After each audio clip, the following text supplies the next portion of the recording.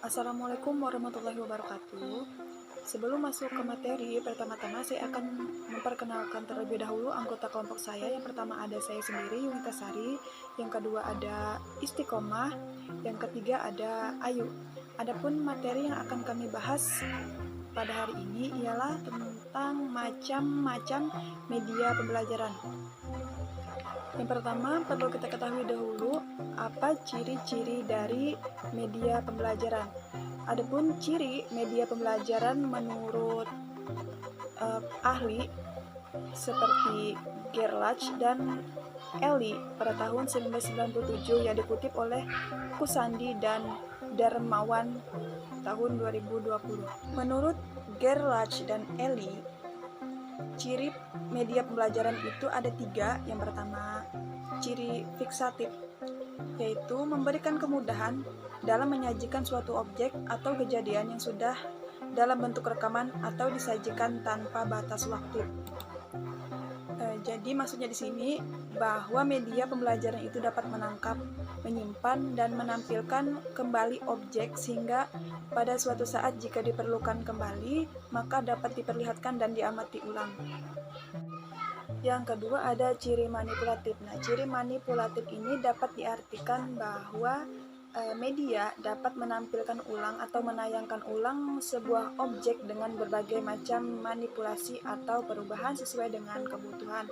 Sebagai contohnya, misalkan seorang siswa mempelajari pertumbuhan embrio dalam kandungan ibu hanya dalam waktu 15 menit, padahal proses aslinya adalah 9 bulan. Yang ketiga ada ciri distributif, artinya dengan penggunaan media pembelajaran, kejadian atau objek pada suatu tempat dapat disebarkan dengan mudah. Contohnya, misalkan ada kejadian di daerah-daerah yang sulit dikunjungi oleh siswa, dengan menggunakan media digital, kita bisa dengan mudah memperlihatkan objek tersebut tanpa perlu berusaha keras, hanya cukup menyimpan datanya dalam sebuah CD atau flash disk. Adapun ciri umum dari media pembelajaran yang mana disampaikan oleh Fauzia, Asfar, dan Nurwijaya bahwa media pembelajaran biasanya identik dengan pemahaman peragaan yang mana dapat diartikan sebagai suatu benda yang dapat dijamah, dilihat, didengar, diamati oleh panca indera. Yang kedua, dalam media pembelajaran terdapat tekanan utama yang terletak pada benda atau suatu hal yang dapat dilihat dan didengar. Yang ketiga, penggunaan media pembelajaran biasanya dilaksanakan dalam rangka menghubungkan interaksi antara guru, siswa dalam kegiatan mengajar. Selanjutnya akan disampaikan oleh Istiqomah. Selanjutnya itu penjelasan mengenai klasifikasi media pembelajaran menurut para ahli. Yang pertama, menurut Schramm tahun 1997 di dalam Rohani tahun 2019, media pembelajaran diklasifikasikan menjadi 3, yaitu media rumit, mahal, dan media sederhana. Selain itu, menurut Schramm, media pembelajaran juga mempunyai kemampuan daya liputan.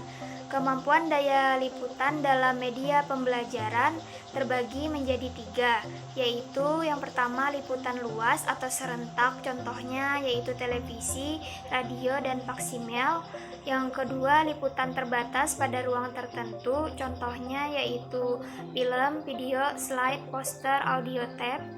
Yang ketiga yaitu media belajar individu, contohnya yaitu buku, modul, program belajar menggunakan komputer atau telepon.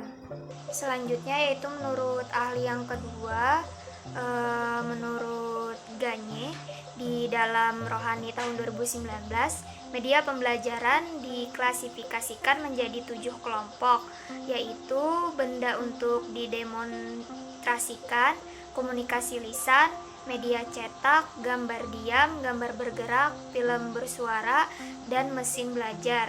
Ketujuh kelompok media pembelajaran tersebut berkaitan dengan kemampuan dalam memenuhi fungsi dari kegiatan belajar yang telah dikembangkan.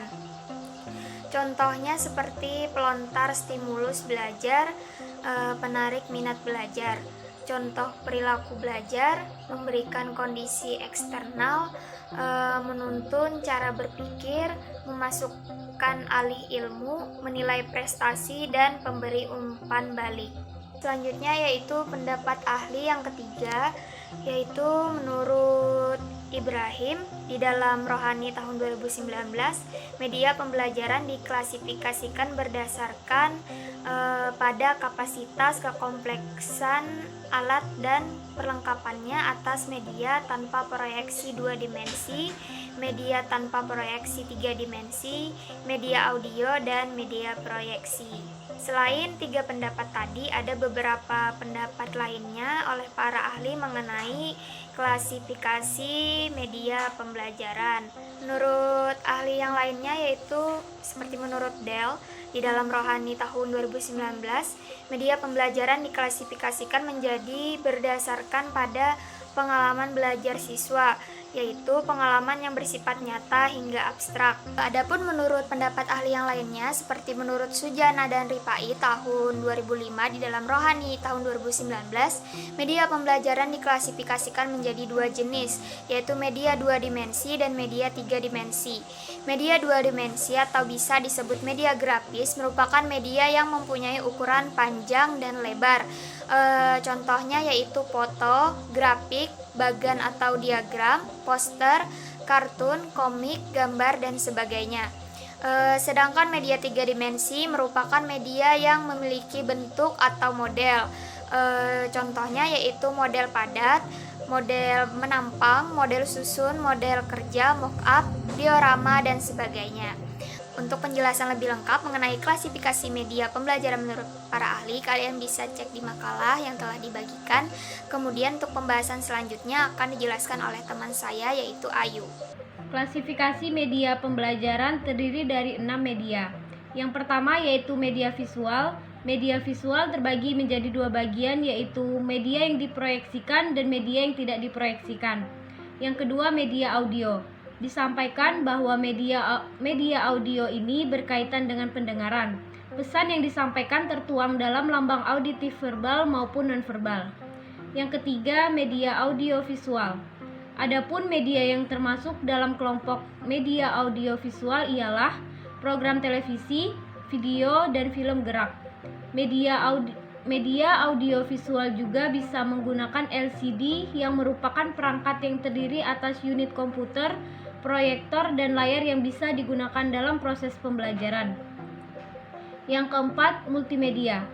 Ada yang berbentuk online dan yang berbentuk offline. Multimedia juga dibagi menjadi 2 kategori, yaitu interaktif dan linier. Multimedia non-temporal, yaitu jenis multimedia yang tidak terikat dengan waktu. Contohnya gambar, grafik, poster, dan teks. Multimedia temporal ialah jenis media yang terikat dengan waktu, contohnya audio, animasi, video, dan film. Media cetak. Adapun media yang termasuk dalam kategori media cetak yaitu buku pelajaran, surat kabar dan majalah, buku suplemen, dan ensiklopedia. Yang terakhir yaitu media model. Untuk kategori dari media model ini diantaranya model padat, model penampang, model susun, model kerja, dan masih banyak lagi. Sekian penjelasan dari kelompok kami. Mohon maaf apabila ada kesalahan dan kekurangan dari penjelasan kami. Terima kasih. Wassalamualaikum warahmatullahi wabarakatuh.